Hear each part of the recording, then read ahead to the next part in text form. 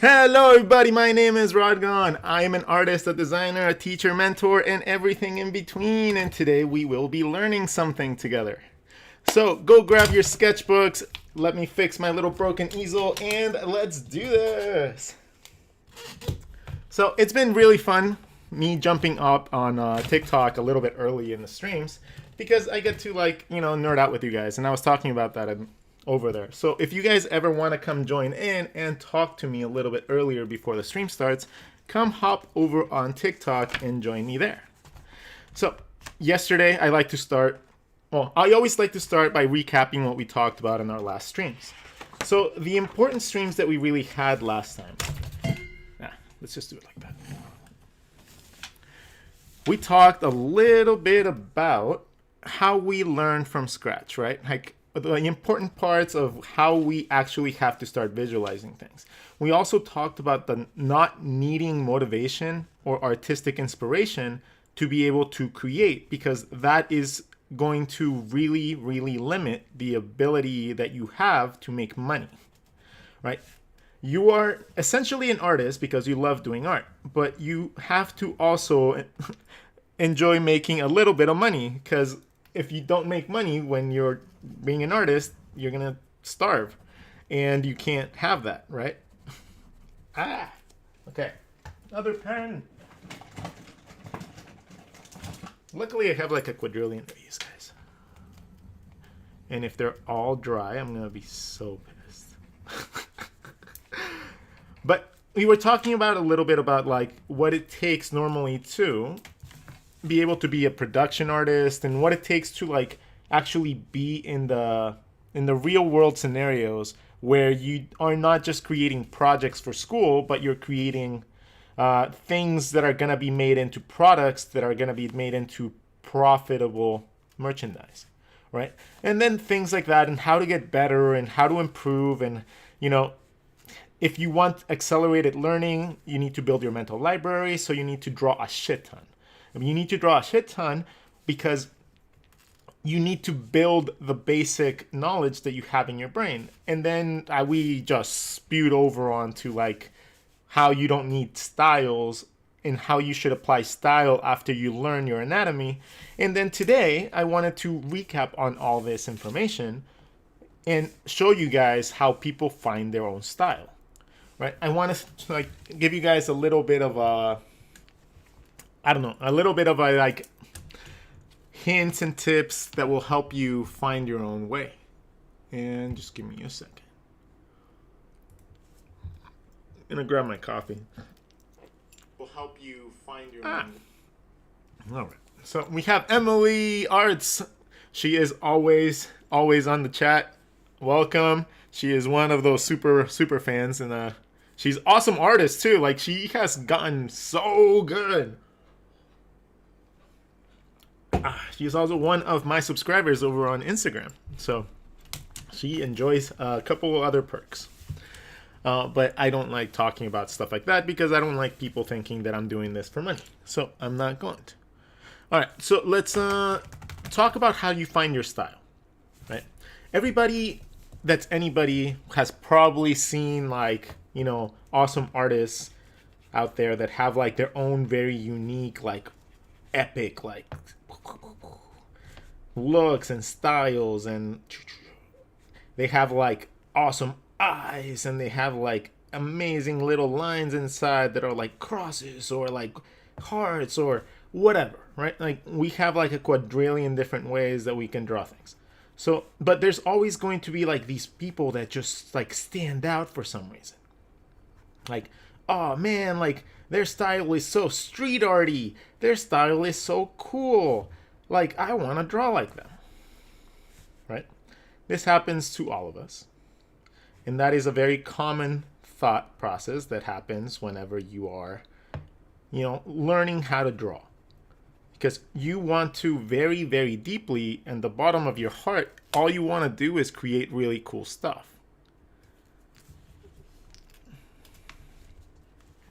So, in the search for that, we forget some very basic principles, right? And he has like flame heads. And his nose is gonna be really cool because it's gonna be all pointy like a goblin. And that's gonna be like a cool thing because you just color it in. Okay, so let's say that you wanted to create your own style, right? So again, the problem that we have at first is us always wanting to just create something cool. When we just want to create something cool, we bypass all the basic foundations that we need to learn in the search for drawing something pretty. Right? We bypass all perspective and anatomy lessons because we think that, hey, I don't need to draw an eye. I don't need to learn how to draw an eye or any of its components or things that go around it or bone structures or gaps or hard surfaces or, surface mapping or anything like that because I know how to do it like this. I know how to do it like that. So now I don't need to do any of this because now I have created something cool that looks appealing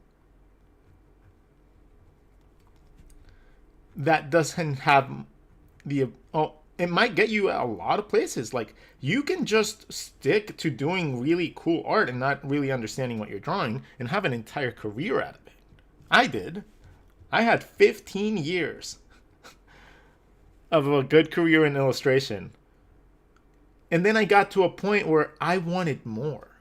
I wanted to be more than just a person that was able to draw really cool things but not really understand what I was drawing. Like when I was drawing cool eyes back then, it was more about creating like half moon eyes, and I knew that the top line was supposed to be thicker, right? It was all about the half moon eyes for me, like for some reason, because it always like gave me the chance to add eyelashes if I wanted to. Not understanding this was an eyelash, by the way. Not understanding this is a curvature that naturally happens with your eyeball. It was just, to me, it was just half moons. I could do happy ones. I could do sad ones. Angry ones. Crying ones. In any, like I could do it from the side. Right? For me, it was easy to just copy something as simple as that, as a little half moon, and then just add whatever styling for eyes that I want for it. Right? But even though they looked nice and pretty, it was really hard for me to, for example, draw a person in a profile view, right? If I was like, okay, well, we have this eye, and it's looking this way, and it has like a cool star, right? Very like animation. How do I rotate that in my eye? Because I wasn't drawing eyes like an eyeball, remember? It was just like L's and shit. I was like, I don't know how to make this into a profile eye. I just don't. So I'd be like, sometimes I draw them like up to here. Sometimes I draw them like here. So it was like always confusing to me, like, because I didn't understand what I was drawing. And then I realized, oh, hold on. An eye is just a sphere. And the eyelid that you see is just a little hemisphere that goes around the eye. Right? It's just our basic shapes that we practice all the time. That's all your eye is. Right? And then things come out of the eye. So if you just continue those lines from like the middle, you have your middle eyelash. And then they start coming out from there. But even though I was an expert at drawing circles and spheres and shit like that, I never applied this knowledge to my actual drawings. I never did. I just never did. Like, for legs, I would always do this. Like, I'd be like flat, flat feet. And it looked good, and I could make it look really freaking cool, right? To this day, that's like still like my comfort legs and stuff like that. But once you I didn't understand what was going on here. I didn't understand that this was like a cylinder, and these were like surfaces, like so you could like shadow them and shit like that. Like I didn't think like that, right? To me, it was a style. To me, it was like, okay, I draw like this brick thing, and then I know I have to add like parts for a shoe. So it was more akin of me thinking like how to make a sticker design, as opposed to me thinking what I'm building. As opposed to thinking, okay, cool, this is like a shape that has a little bit of depth, and this has like an arch, and then the toes would be right here, and then this has like perspective, so there's like a flat side, but this side's curved. Like, this is the stuff that I think about now.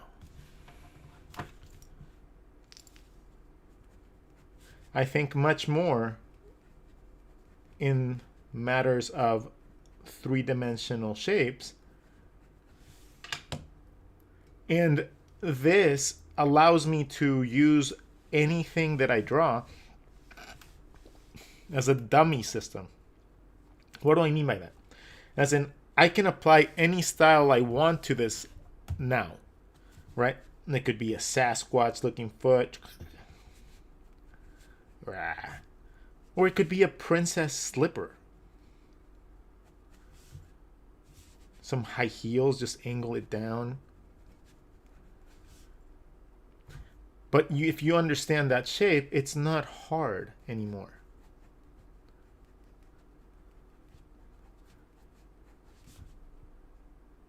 It's not hard because you're not trying to replicate a line. You're just following the structure of something that you're sculpting.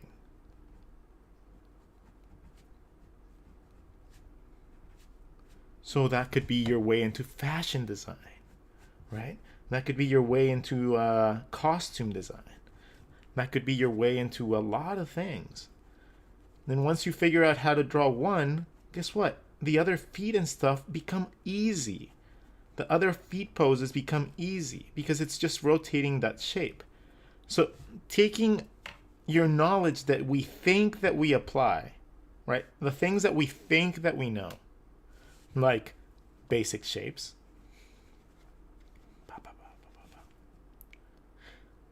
If you can't look at this and be able to place objects on each hemisphere pointing in the right direction, if it's hard for you to find the other side of objects, even though you're drawing a perfectly round sphere and you're able to subdivide it with it, then this is what you need to practice. Before you go and try to draw things with cool styling, right? Like, you need to figure out how to see things like this. Once you understand this, then you can go into your basic anatomy and then start making the shapes make sense for you, right? Maybe you don't see an eye as a sphere. Maybe you see it as I don't know, it's like a pear, right? And then like the top line is like a jug or something instead of an eye. Like instead of that, you see it like a jug. Like people see things differently, and like every way is valid. There's no like right way to see things. So once you understand the basic shape concept, then you move on to you doing your studies and you picking up some anatomy books and going, okay, cool. This thing that I call a skull, right? This little like weird, super complex, bumpy fucking thing that everybody hates. Right? So this thing, how do I make this? All my basic shape practice that I do, how do I make this from this? And if you can answer that, you have just answered character design, caricatures, cartooning, comics, portraiture, and you have unlocked the door to all of those. So this is why they say your foundations are so damn important. This is the reason why people, and I didn't understand this till later in life, by the way, right? It took me about me understanding this for me to understand and comprehend why my teachers kept saying, don't draw anime. It's not because they hate anime. It's not. It really isn't. It's not because they hate anime. It's because they don't want you to learn to style shit before you understand shit. If you stop and you go into just drawing things that are pretty, like I did, you're going to stop practicing this. And once you forget this, it's all about style. It's not about you building knowledge. It's all about you learning how to replicate someone else's thing. But you can draw anime once you understand basic shape structure. Once you get past this level, you understand that an anime, like anime eyes and anime faces, are not hard to draw because they're simplified versions of these two shapes. A sphere and a box. That is what every anime head is normally drawn from. Those two shapes. Okay? The eyes, it's just an eyeball. Every eyeball is the same. It's just stylized differently. It's stylized with more boxy or more heavy eyelids. Right? And there are like parts inside of their eyes are like super colorful and shit. That's the same concept as this. The only thing you're changing is the eyelid. That's it. That's the only change. The noses, once you understand how a nose actually works and the components that come out of the skull and where they come out of, you'll never have a problem drawing a little anime nose. Right? If you understand where your cartilage bone comes out of and the limitations of your human anatomy and where the placement goes, then you're never going to have a problem changing your style. Right? You'll have thousands of styles. Each style is going to be your weapon. Each style is going to be just like having a new font. It's literally like that. Like the more that you understand the basic foundations, you can take those same concepts of, let's say, a cylinder and a cone, right, for the feet that I was drawing for that. You can take that, you can make that into a Mickey Mouse foot, or you can make that into like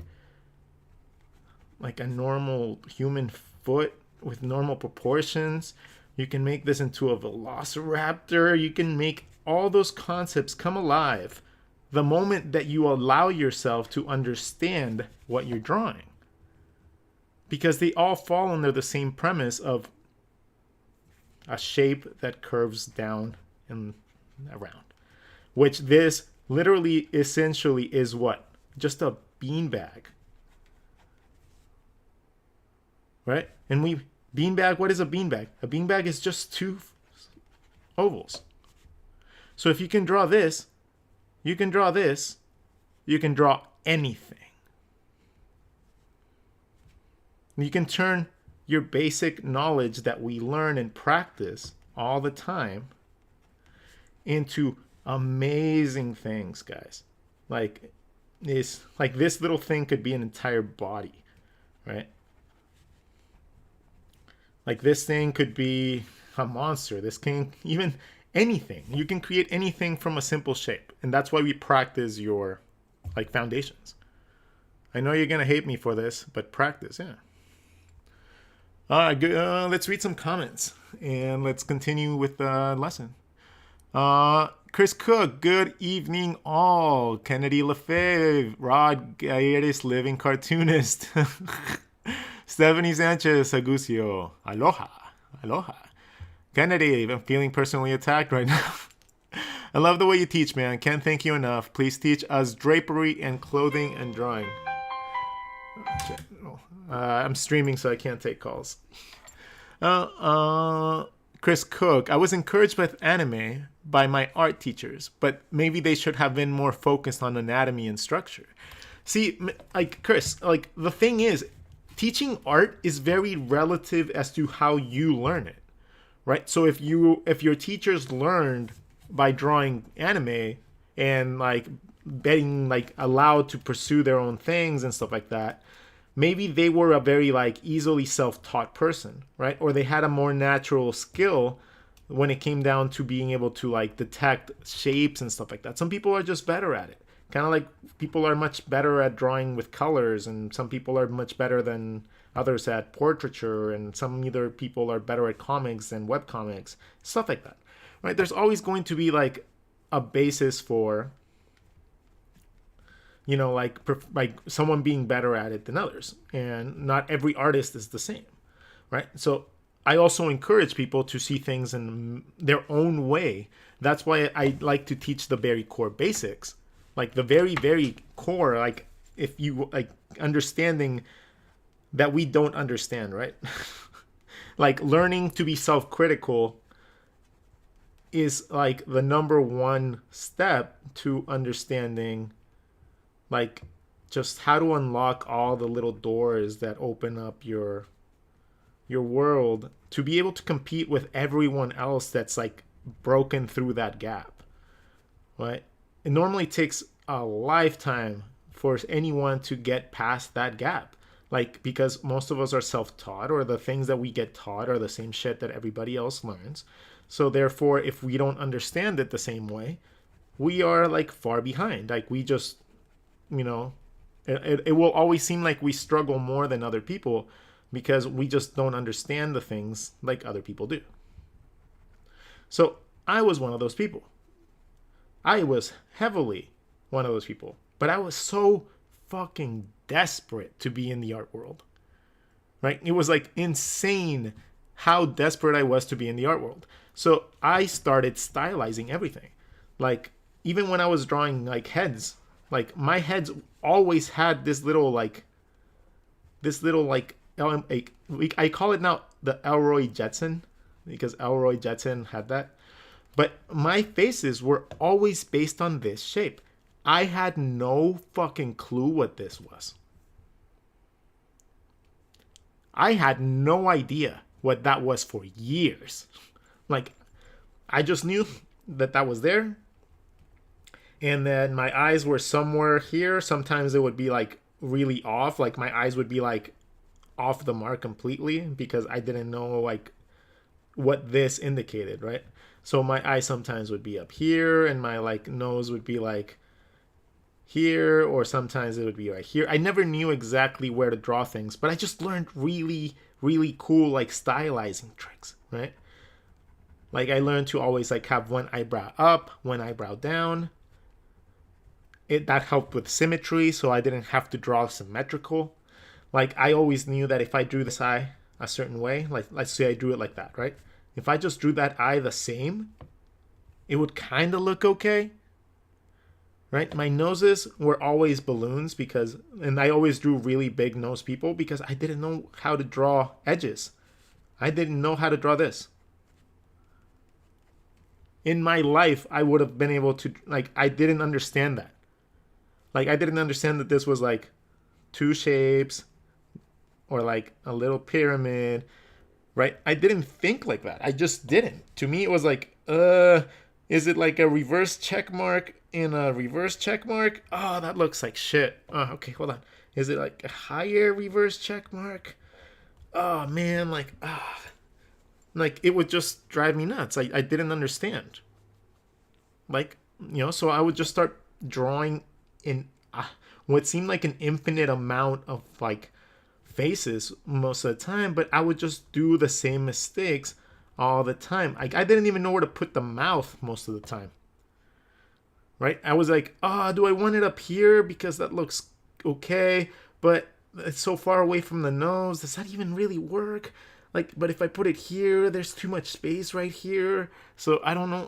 Man, then if I bring this in, then my face starts getting really small, and then I don't have space, and then it looks like and then you don't know where to put the ear, and you don't know, like, not knowing is the most fucking frustrating shit in the world. I'm sorry for the cussing. I'm sorry. But the frustration needs to be expressed. Okay? Not understanding what you're drawing and not getting it right is the most frustrating thing in the goddamn world. And please, if you agree with me, click that little heart right now on TikTok and click that little like button on YouTube. Because I know it's the most annoyingly frustrating thing in the world. How many of you in your career, maybe not right now, but maybe at your career, were drawing a head, right? You drew a really awesome eye. You're like, yeah, this eye is the most sensual, sexy eye I have ever drawn in my life. Oh my god, I'm so awesome. I have finally broken a barrier. And then you're like, fudge. Like, and you're so afraid to go in and draw the other eye. And you're like, ah, man, this is so cool. Like, what if I mess it up? What if I like, well, that's because you just have a lack of understanding of the things that would happen if you had your other eye, right? It's because most of the time we don't have the knowledge to be able to think of what is behind what we are drawing. We don't think about all the anatomy that comes along with our drawings, with our characters. So we don't think of this, right? So if you don't think of this, how are you supposed to understand that this is an eyeball that is exactly the same as this? You have the same eyelids, it's just being cut off by your nose bridge, right? How would you know? How would you know that this is your brow line, which is your eye socket's edge, that just normally has your eyebrow, right? How would you know that the shadows that happen when light hits you from this side, that the bridge of your nose is causing the shadows and your eye socket recedes like a cup,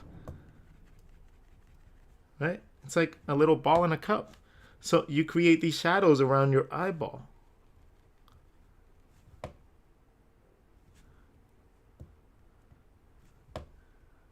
Okay? If you don't understand where your cheekbones are, how are you going to know where the side of your face is?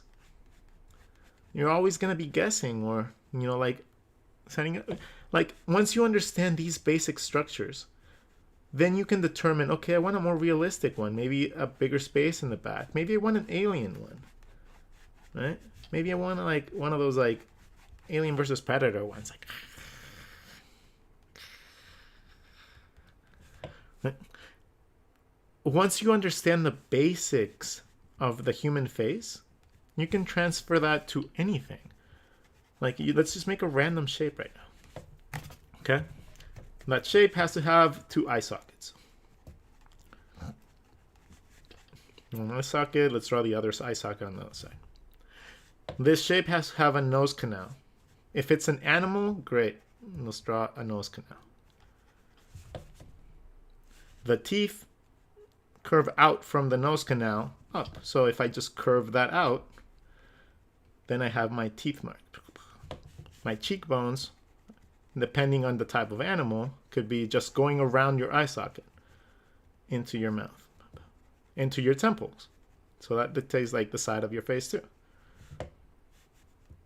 Let's add some more teeth, and then we'll make a bottom jaw as well because we have this line. Right? It goes from one side to the other.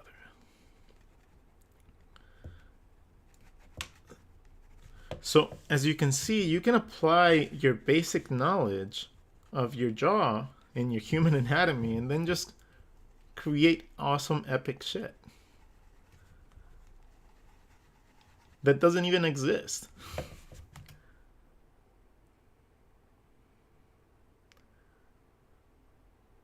Right?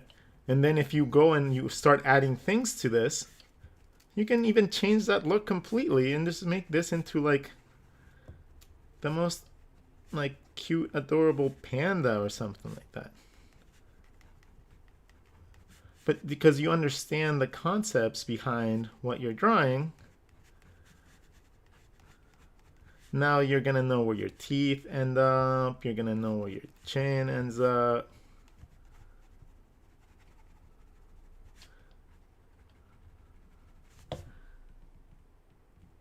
You see what I mean though, right?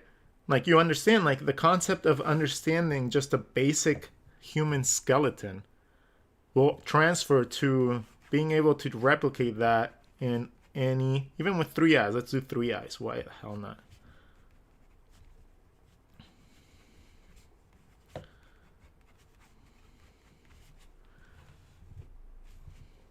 Eye socket, nose, teeth. And I don't even worry about the jaw half the time because the jaw can move a lot, right? They could have like the movement all the way from there to there to there, or be closed or be open. Like the jaw moves all over the fucking place. So I don't even worry about that.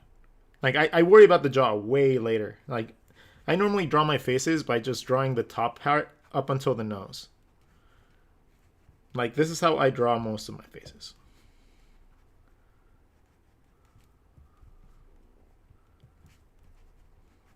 And then I worry about my jaw after.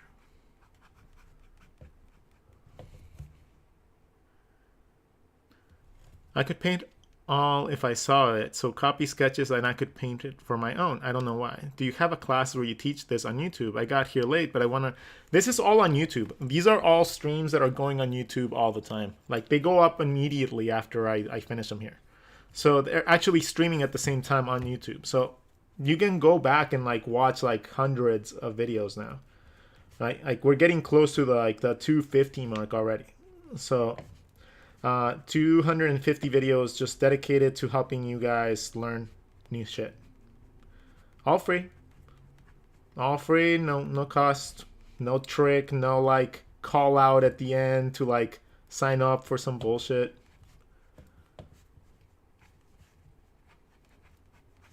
You guys just go learn, go be successful.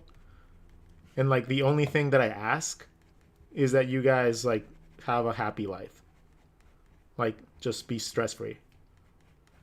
Or have at least a little bit less stress, right? Like stress-free is like, it just never exists. Like that does not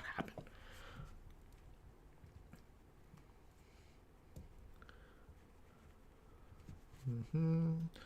Styles could be endless when it comes down to what you can do once you understand these concepts. The thing is like style should not be seen as like the ultimate thing. It's literally just something else to add to your design, right? That's the only thing that you should see your style as something like color or line weight or inking. It's just another step that you apply to what you draw.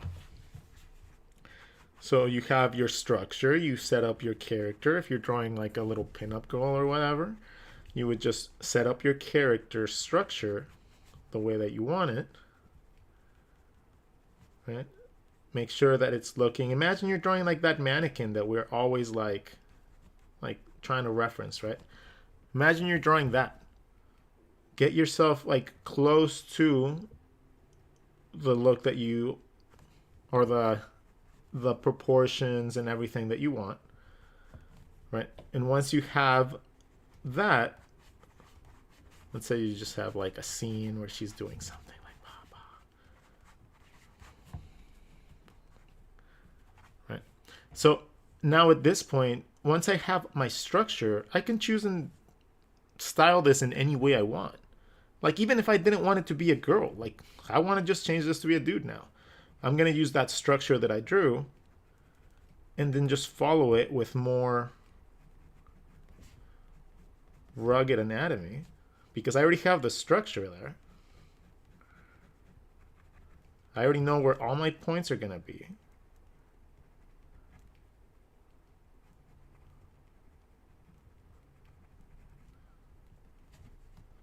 Right? So at any given point, I can just take that and then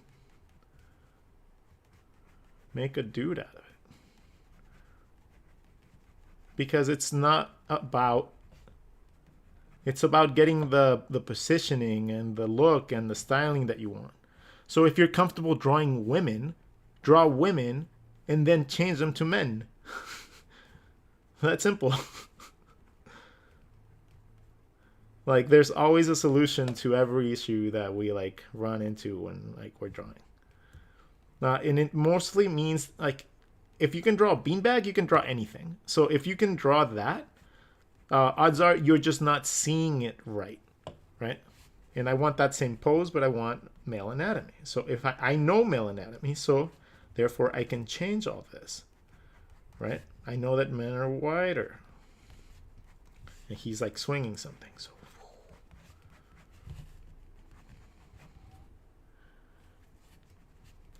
Since I understand and I've studied anatomy, it's much easier for me to be able to pose things, to change them, to arrange them, to like see how they work, how they don't work. And then since I have my other knowledge of understanding shapes, I understand that these shapes have structure. They have depth, right? I'm constantly thinking of how things wrap around my body as opposed to just drawing like the arms on the side, right? I'm not just like, yay, the arms are there. No, I'm like, okay, collarbone to the shoulders, shoulders to pectoral muscles, pectoral muscles to biceps, biceps to back muscles. Back muscles wrap around your rib cage that create your ab space. Your abs lead to your pelvic bone that wrapped around your hips. Then you get the squish zone, or your love handles as I call it. Then from there you have your hips that go down from the sides of your body and then normally angle in. If depending on how wide your hips are or how, angled they are, they can go almost straight down if you're a dude, or they can be more angled and give you more of a curvature to create a more female shape, right? Things like that, like little things like that, all your combination of knowledge that comes from what we like I've already studied, but then applying this basic concept of actually using our knowledge of what we understand to it is what allows people to break the rules and create crazy shit like that, right? That's when you understand how something is built. Like, again, well, we have emphasized a lot on the eyeball, but let's just do it again. Once you understand the components of an eye, right, which are eyelid, colored part inside, highlight, and blacky part inside, and eyelashes. So you have a couple, you have like 5 different parts to it. So now if you can take any of those and just change it, now you have a different style. So instead of having like the eyelashes go like that, let's make them thicker. And I want the front ones to come out. Why not? I want to see what it looks like. The eye wraps around. This now creates an overlapping line because the eyelashes would probably be curving over the eye, right? So that's what happens there. We draw the same eye with the same highlight, and now we have a different style. Let's do the same thing. We're just going to change another thing. We're going to make the middle squared instead of circled. Same concept. Now we change 2 things. Now we start coming up with our own more particular styling to it. Now let's change the line work, okay? Let's come up with something different just by changing the line work of it. The same eye in the middle, right? But this time around, we're going to make it super sketchy.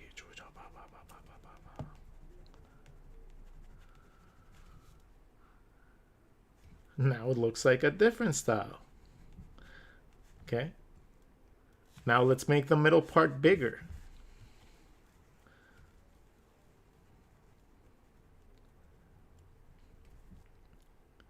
and give it that same styling. See what happens.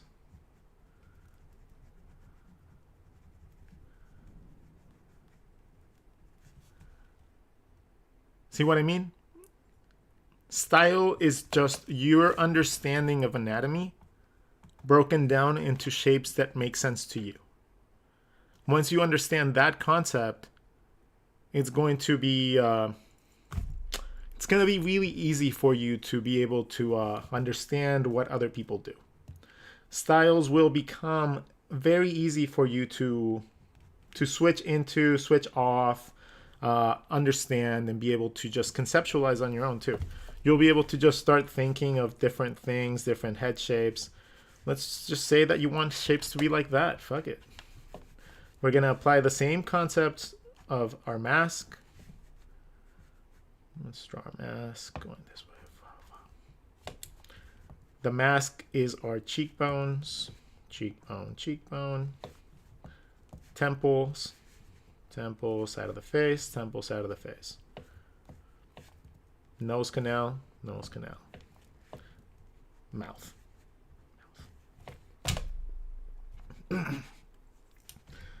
Nose bridge. Nose bridge. And then I can start stylizing because I have enough information here to be able to know where the landmarks of my face are going to go.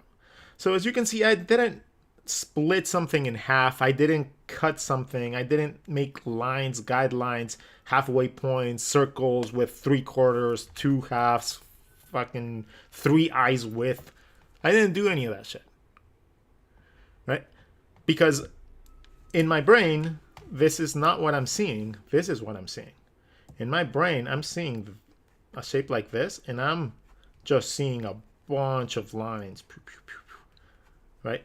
Because I'm able to do this at a higher level than most people. So I can see this, and in my brain, I'm already seeing a bunch of little subdivisions and lines and curvatures and angles and compression points. In my brain, I already mapped this out like 10 different ways, right? Just to make sure that I get the depth that I want. And at this point, I can go in and I can style it any way I want.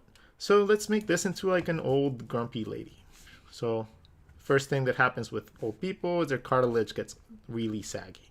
So ears and the nose tend to sag, right? I already know my nose comes out of here because that's my nose pocket. So my cartilage comes from here. In this case, let's draw a grumpy old lady, but we'll make her with a little nose.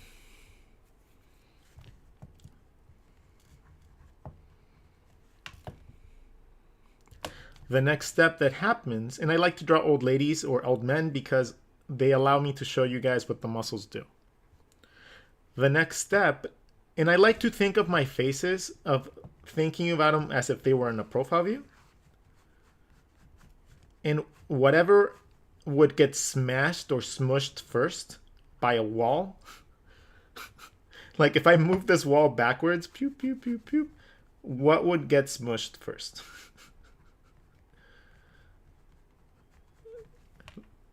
Right, that is how I like to proceed with my faces. So the first thing tends to be the nose. So I like to draw the nose. The next step is the forehead. Bam, it just hits. So I like to define the forehead, therefore the nose bridge, so that I can get to my eyebrows. So I follow my nose bridge and I follow to my eyebrows. The eyebrows are going to determine a lot of the look and the emotion of your drawing. So I still don't like drawing them the same. I hate drawing symmetrical. It's like, to me, it's like the most like ugh thing to do. Like if both your eyes are doing the same thing, like it just doesn't look real, right? It just does not look real. Like I have rarely seen two people have two eyes do the same thing. They're either blinking, they're either like twitching, their eyebrows are up or whatever, but it's never the same. Sharing all your knowledge for free. Yeah, you really seem to be a good soul. You know, I like to think so. I like to think I'm a good person. But again, good people aren't normally like concerned about being good people. You know, it's not something that I'm like thinking of, like, oh, I'm a good person. No, no, no. Me doing this is out of kindness, but it's more so because I went through a lot of shit when I was younger. Like, I was self-taught when it came down to drawing a lot.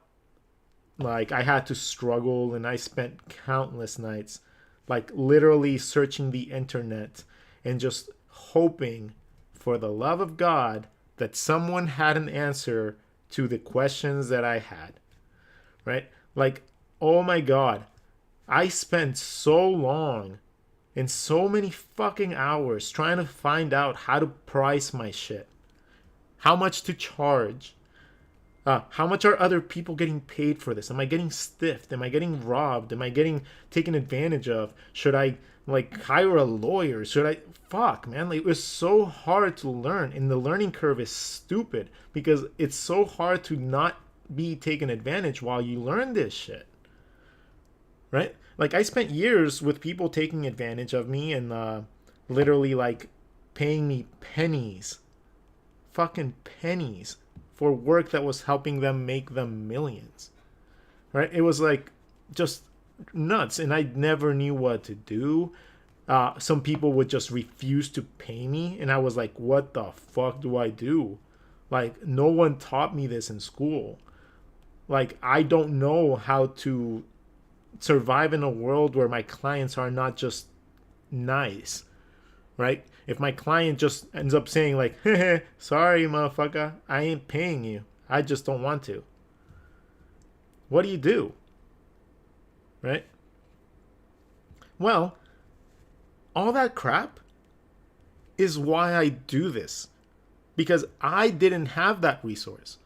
But just because I didn't have that resource does not mean that other people have to stress out and suffer because of it. Right?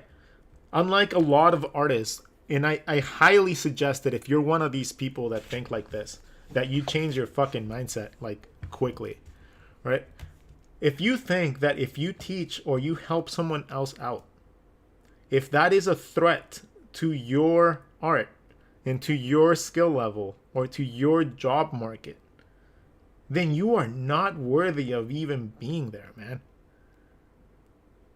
Like, if you are so selfish that if someone comes to you with an art question or like help and you refuse to help them because you're threatened because teaching someone includes someone else in the field or whatever, then like honestly, like you're in this for the wrong fucking reason. But anyways, let's continue our lesson before I just go off on a rant. So eyebrows next, right? That's the next thing that gets mushed. Then it's a tie between the mouth and the cheek.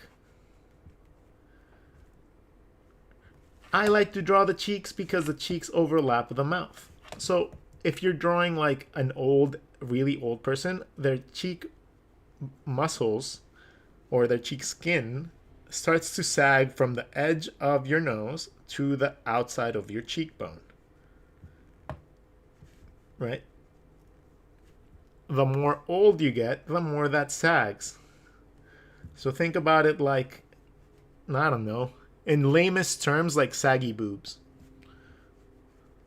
Okay? So they have curvature, they have depth, they're not just flat lines going down, but they do sag, and the older you get, the more they sag. You kind of like melt as you get older. Right? Tutu Neon, wow, Rod has bots on his chat now. Woohoo! Senpai, Sir Rod, how do you connect shoulder to torso? We'll talk about shoulders right here. How about that? I'll draw the shoulders right here, and I'll talk about shoulders right here. And I'll draw it so I don't forget. Okay, shoulders. Right.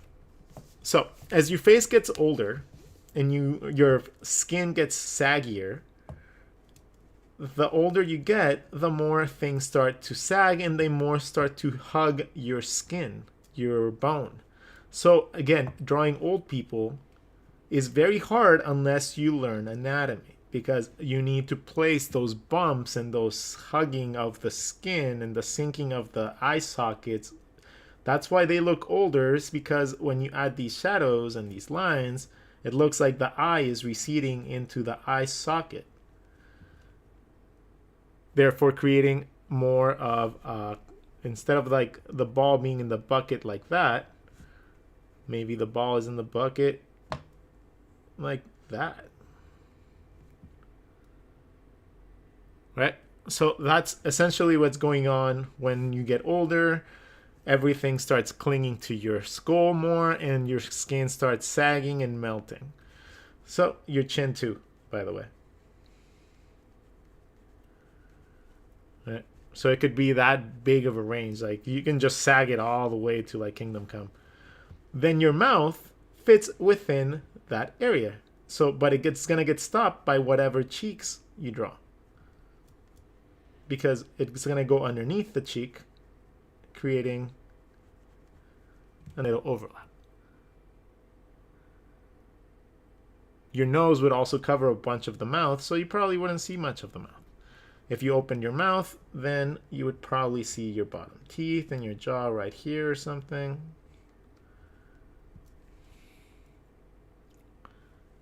But then your chin moves back a little bit because your jaw opens and hinges from a point in your ears. So that's your jaw. Your jaw hinges from there. So it doesn't go straight down, it goes in a curve. So it pushes it back. I kind of want to see a character with an angry expression. We'll draw one. We'll draw that for the shoulder guy. How about that? Angry expression. We'll just, here. We'll put, that'll be his face. Okay, so let's draw this guy as well, so you guys see what this happens like in 3/4. In 3/4 view, I as well can draw the cheekbone and the cheek muscle. If the person is really chubby, that means that they're gonna have like more cush up here, right? Because there's fat tissue, there's fatty tissue here. So instead of being hanging to the skin and the bone, it's gonna be more prominent. So whenever you draw really chubby people, you tend to draw them like this, with the little cheekbone pushing up.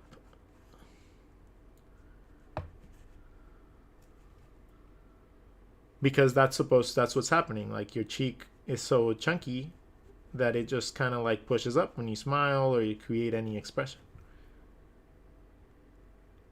So that pushes up. Then we're gonna have a chunky old person this time around instead of a skinny one.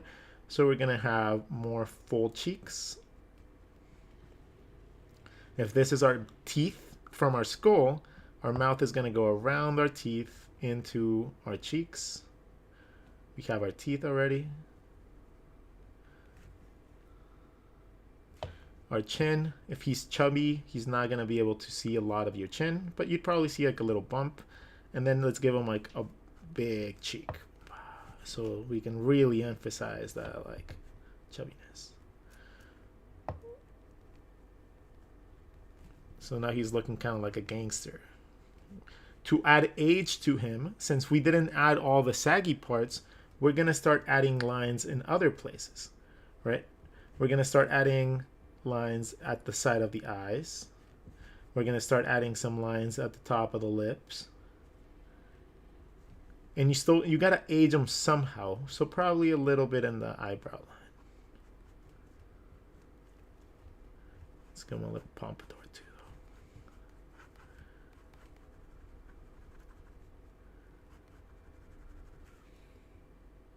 though.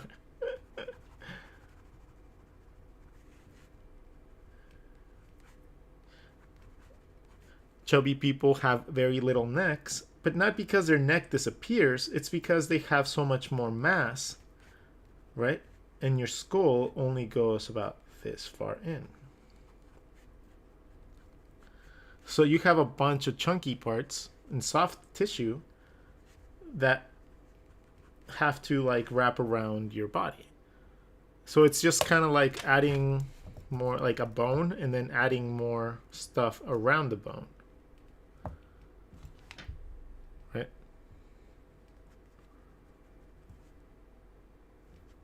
But you can only do that easier when you visualize things like this.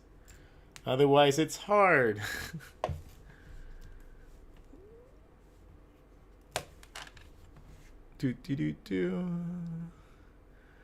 All right, so let's continue. A Disney villain next. Okay, we'll make an angry Disney villain right here. So, how do you connect your shoulders to your torso? So, the first thing that you need to do is you got to figure out where your collarbone is if you want to connect to your shoulders. Now, where is your collarbone? It's not a common thing that gets taught to us when we're drawing, right? So, we got to learn how to find that out. Normally, when you're drawing bodies, you're going to have two hard surfaces to your body. You're going to have your rib cage and you're going to have your pelvic bone.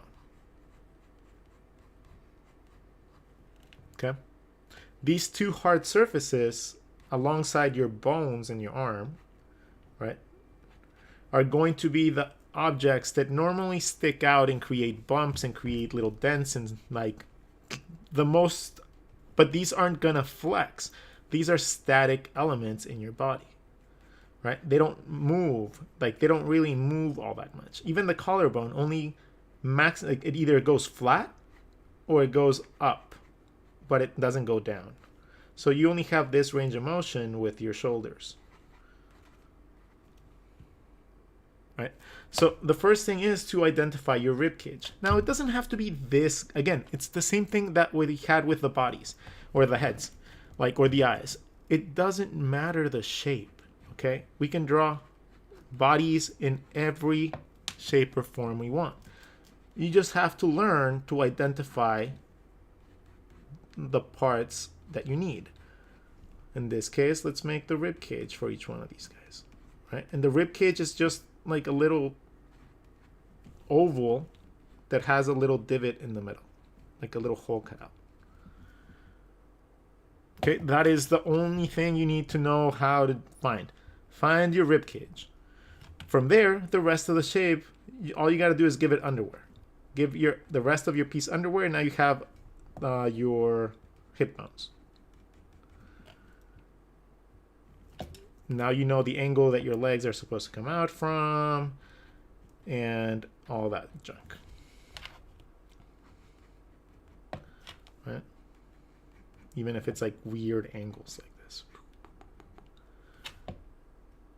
So, if you learn how to identify the rib cage, give you the rest of your shape underwear, and now you have an interesting shape with two hard surfaces and a little bit of squish in the middle. That squish is where you add your fat or your abs. You can make someone chunky, you can make someone fit, you can make someone muscly, right? It's just how you decide that you want to define your shape. This could be a woman, this could be a man. It's, again, another mannequin system that allows you to play around with to whatever shape you want. So once we establish our rib cage, bottom, now you're going to take that bottom part, you're going to trace up a little bit, not all the way to the top, but just a little bit, and that's going to be your clavicle. I think that's what it's called. I don't know what the fuck they called, but I call it a clavicle. So it's going to be a clavicle, right? So that is going to connect to your collarbone.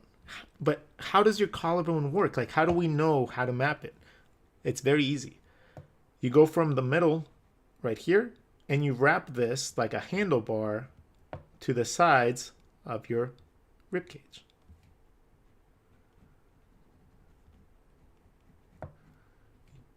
Right? If you're looking at this from the top, you curve it this way. If you're looking at it from the bottom, you can curve it that way. So it really depends on the angle that you're watching it, but just bring the line. It could even be a straight line, honestly. It doesn't fucking matter. Like, you can hand your rib cage and just take a straight line and then draw it to the sides. Right? Like, it doesn't have to be a handlebar. It's just the concept of wrapping your line around, right? And that's just, again, just the hemispheres and stuff like that and like subdivisions that we talked about. It allows you to find that easier. Now, the next step is to figure out the back of the rib cage.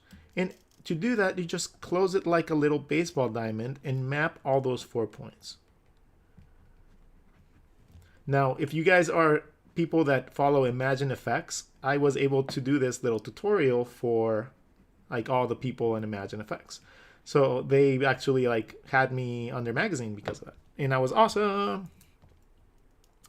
Now, once you find this baseball diamond on the top of your rib cage, which will make your rib cage look something like this.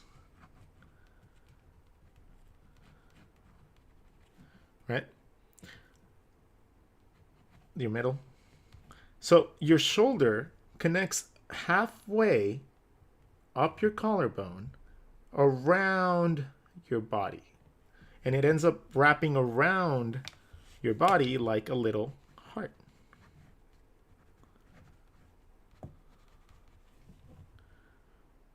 Right? So this wraps around the front and the back of this point, and it connects to your collarbone right there. Not quite in the middle, and not quite at the edge, but just a little bit inside. When we're drawing this as a basic shape, I like to connect it right there. And then on the other side, I connect it right there. But it wraps around my shape, going around. So now that I have my shape like that, it's very easy to come up with your neck too, because then the neck comes up from the shoulder point and it just kind of curves up onto your ears. Oh, it's very thin neck.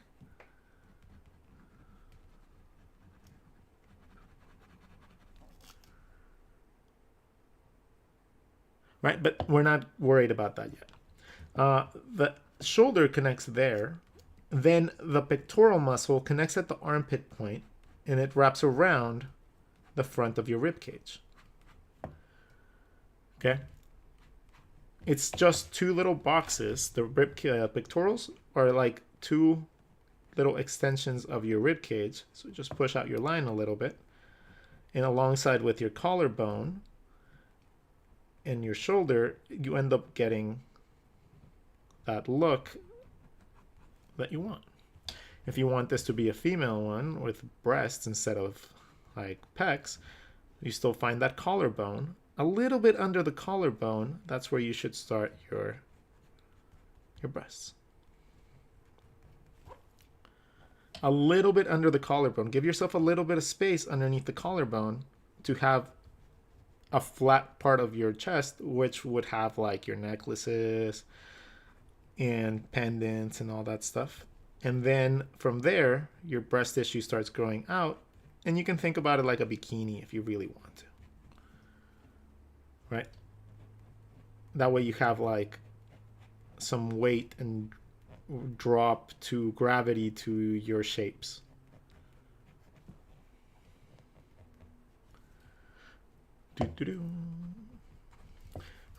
Let's see. We're pretty close to being done with our lesson today. We have space for a couple more things. Again, the shoulder connects to the collarbone, right?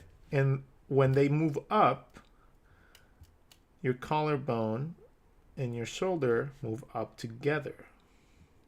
So they wrap front and back, and then there's your arm. Oh, wait, hold on, there you go. Your arm is more so a cylinder than not. So it wraps around your shape. Therefore, you see more of the bottom part of your arm than the top of your shoulder. Right? So that's what's happening when you lift your arms.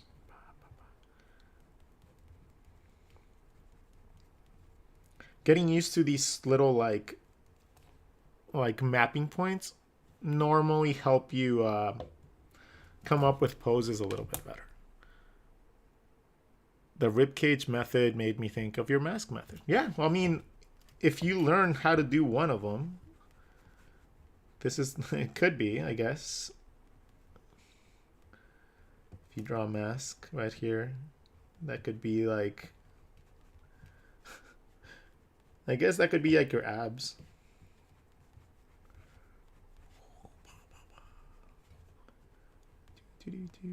Doing the twist or something. Dancing.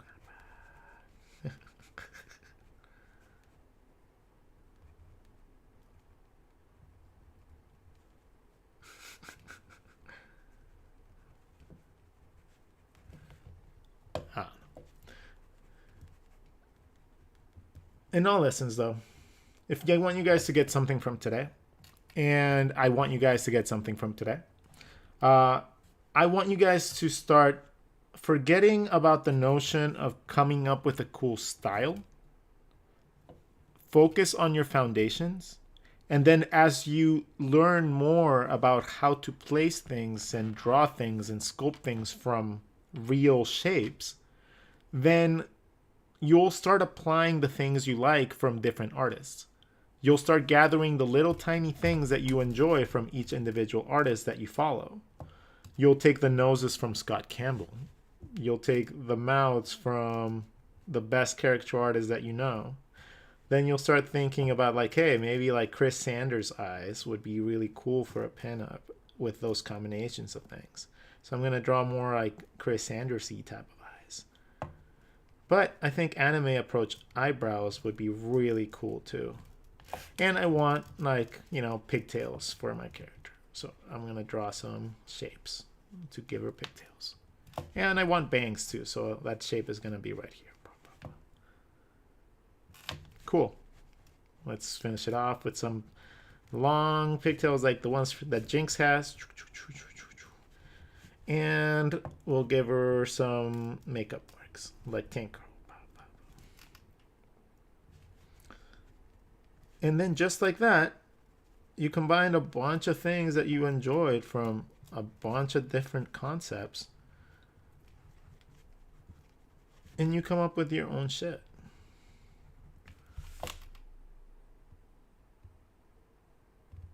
How do you judge how long your stomach and rib cage should be? There's no gap. There's no standard measure. Like, that's the thing. Like, that is the thing that confuses me so much about how people are taught. Like, look around. There is no two people that look the same, right? There's some people that look like this, some people that look like that, some people that look like this, right? There is no standard gap. There's people with tiny like rib cages and like super big hips and the opposite way around, right? Like there's no standard to this, but there's no measure that I can tell you like, oh, well, 3 heads tall, because that's not how I learned. That's not how I like to teach, because that teaches you to be generic. That teaches you to create generic characters. That teaches you to not observe, and it teaches you to just replicate really quickly. Okay, so it's 2 heads tall, so I have to do this, 2 heads tall, poor. Okay, doing shit like that, yeah, it's great if you're just going to like replicate the same thing over and over and over and over, like in animation or storyboarding and stuff like that. Getting those measurements is fine. But when you're just drawing people in public, you don't want to be thinking about this shit, right? You want to be able to be like, oh, they have a cool hat. Cool. Draw the hat. Oh, man. And she got like a moo-moo. Oh, cool. In a cool bag. You want to be able to capture people's essence without requiring you to think about all the standard shapes and like sizes and proportions and shit. Like, get used to drawing the concept and the anatomy and then just playing with shapes for yourself. And then you take notes. You be like, if this looks too long for you, then be like, too long, and correct it on the spot. The next time you draw one, if it looks too long, be like, dude, too long. And then bring it in. By being self-critical of your work and knowing that you have to improve, that's the only way you get better. Like, you don't get better by thinking that you're the best artist. You don't get better by assuming that you draw better than everybody else or that you don't have anything to learn. That is not how you get better. That's how you just get stuck. In getting stuck fucking sucks. Okay, let's read some more. Hey everyone, Beekeeper. I'm starting to draw again after years. It's a passion that I don't want to let go. Why are you letting it go? What's causing you to think that you need to choose between doing it, not doing it, or losing it if you don't do it? Like, what makes you think you would lose your artistic prowess by not doing art? No one can take that away from you. If you want to create, you'll create. Now, giving the opportunity to, most people, even in their retirement and then their like old age, they tend to choose artistic things, So that's something that we crave and then we like want to do all our lives. Lucky for some of us, we get to do that for a living every day. Now, the reason I do this is not so that I can magically just become like, oh, I'm gonna be TikTok famous. Oh, I'm gonna be YouTube famous. No, I've been doing this for 6 years. I do this because I want to draw for a living too. Shit. I'm just like you guys as well. I'm also searching for that one thing that I love. I've tried a lot of other things, and what I want to do is teach. I want to teach. I want to teach for a living. I have been actively looking for teaching jobs, though. I've been looking for teaching jobs all over the country, and even outside of the country, honestly. Like, at this point in my life, I think I'd be more than happy to just move somewhere that allows me to do what I want to do for a living. Like, my whole life, I kind of just like reserved myself to just staying in San Diego because I didn't want to move away because it's fucking scary. Because it's terrifying. Like not having your support system close by is fucking scary. It's terrifying. So it's like I never really took the chance, but if I don't take the chance at some point now, like when am I going to try to take it? So I'm going to actively try to find a teaching position that allows me to teach at a college level while I build my own curriculum. And that is honestly the only way that I see myself going back into the working market. Like, I don't see myself working for someone else again. And the only reason that I see myself working for someone else again is if they let me teach. If they allow me to teach and, fulfill what I want to fulfill, then, fuck yeah.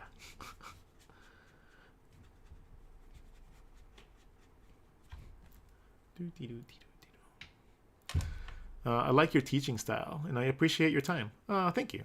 What's your job right now, if you have one? Right now, I don't have a job. Like, I'm gonna be like honest with you guys. I haven't had a job since like May. I've just been dealing with my savings most of the time, and just freelancing and stuff like that. But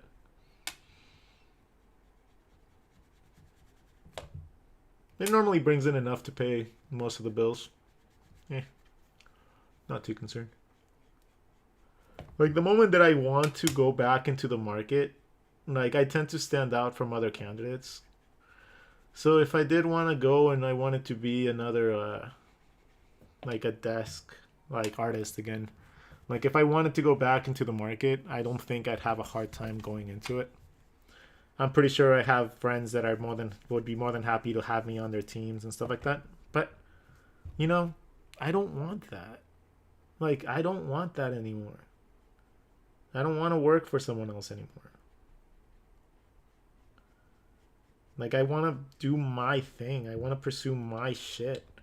I've done this for 20 years with other people, helping other people's brands, other people's companies, other people's shit.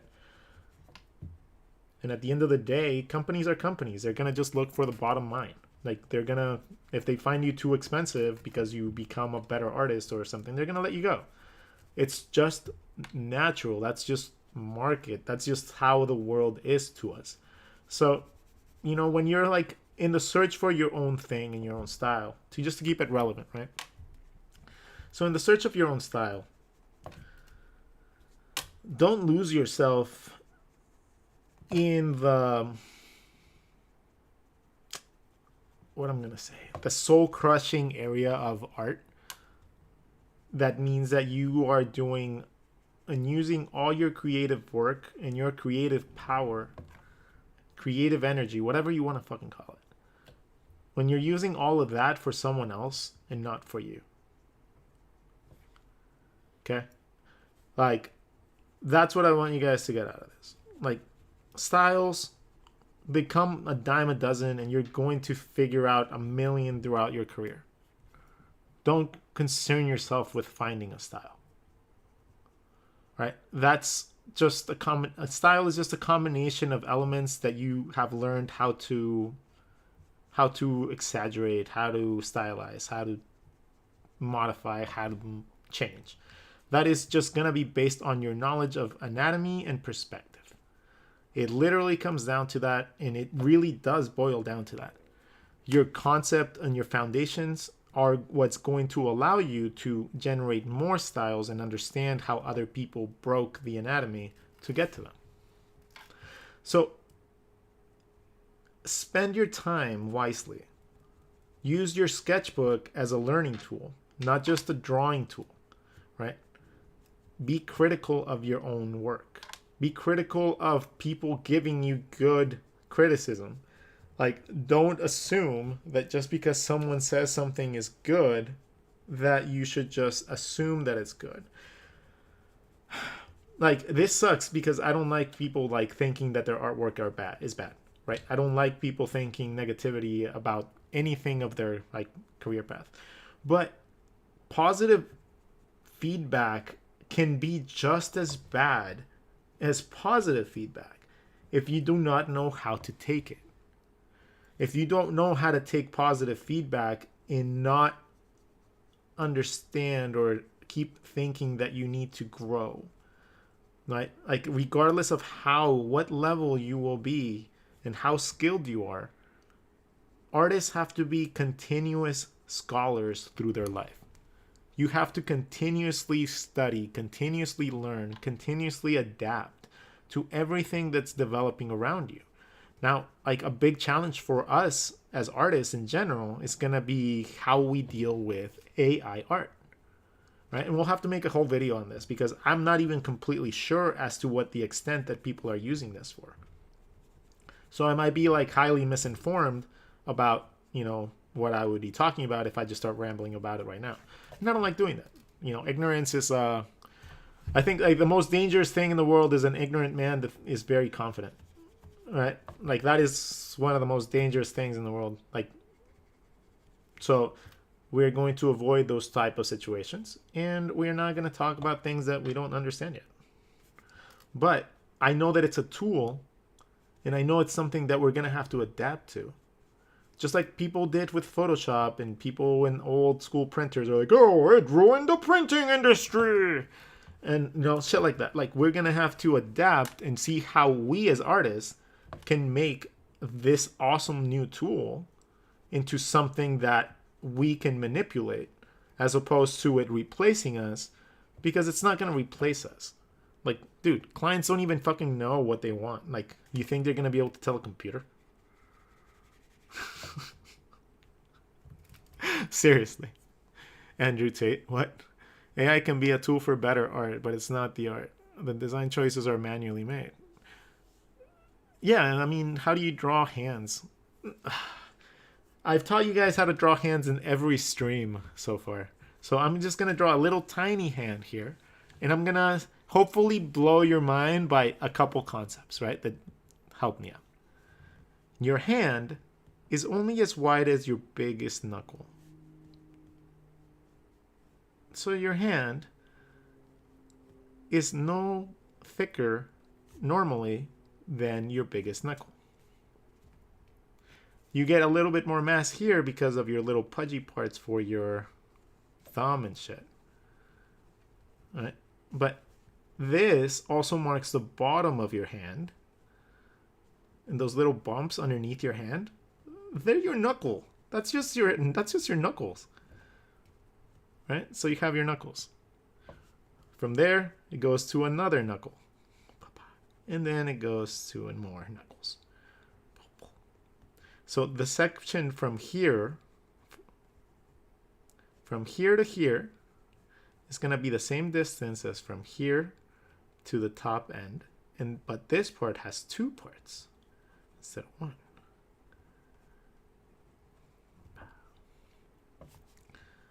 Then your hand connects like a little potato chip to your arm. And it has a little suspension. Nobody ever draws that, but like there's like a slight spacing right here that helps you. If you draw it separately, it helps you like map out your wrist so much easier. Like people just don't do it for some reason. You can draw the rest of your fingers in there. There you go. I don't know. Quick hand tutorial to finish off the day. Whee! You guys have a wonderful day. I hope you all succeed in something amazing today. Hope you all have a fantastic evening. If you are watching me from the other side of the country or the planet, I appreciate your time and effort for spending some time trying to learn some stuff. If you did draw along with me, I love seeing your guys' work. So please tag me on Instagram stories. If you guys tag me in your stories, I can share them and I can show the world everything that you guys have done. I always reshare everything that I'm tagged in. If you tag me in a post, though, I can't do it. I can't, and then you guys get seen by 121,000 people. So, you know, just saying, if you guys have cool artwork and you guys want to share it, that's a way that you guys can do it. And it's another way for me to give back to you guys as well. We have learned about styles, why we should look at styles a little bit different, and why it's important to dismiss style until we are good and solid in our foundations. And hopefully I made that point very clear and very informative. For all of you that came in late, this is going to be on YouTube immediately after this stream. So you guys can actually go see it right now. It's streaming directly onto YouTube as well. So you guys can go check it out there. Yeah, that's going to be it. If you guys do want to support, there's books that I have on my Instagram story. I don't like taking just your money. So please, if you guys want to support, there are books that you guys can get from me. They're like $10, $5, I believe, and like some free ones too. So you guys can get a free book, free activity book by just joining my newsletter. So follow those links in my Instagram page. Go follow me on YouTube so I can get to that 100,000 mark. That way we can make that into an actual channel. Like shit, that would be so fucking cool. But if you guys do that for me, I would love you. If not, don't worry, I still love you. We'll talk tomorrow. We'll see you guys then. Take care. Good night. Draw a lot. Smile a lot. And something else a lot. Okay? Whee!